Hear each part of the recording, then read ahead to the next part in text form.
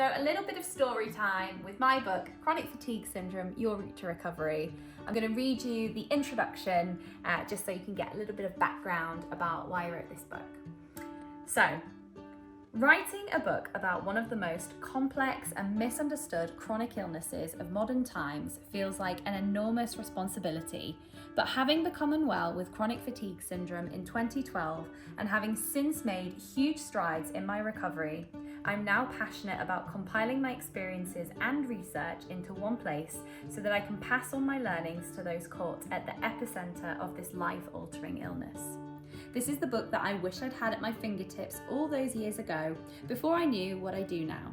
Packed with useful information and practical tools, it will be your guide on your recovery journey, saving you hours of endless research at a time when energy is so scarce. For those of you who are going through this illness, I stand with you. Each and every single one of you is a warrior.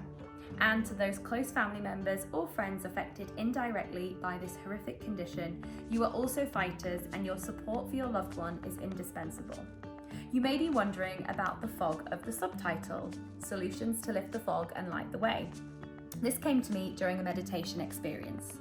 For me, it encapsulates all that CFS is, a murky haze of fog, both in terms of its symptoms and its stigma.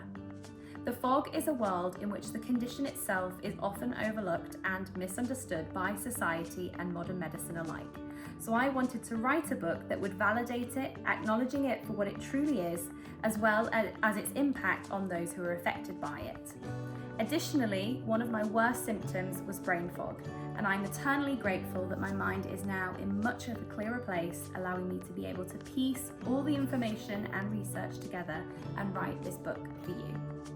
So of course, this book shares a lot about my personal journey with the illness, the strategies and solutions that I use to implement for my recovery journey, as well as compiling and contextualizing a lot of the evidence and the research of what we know so far about the condition.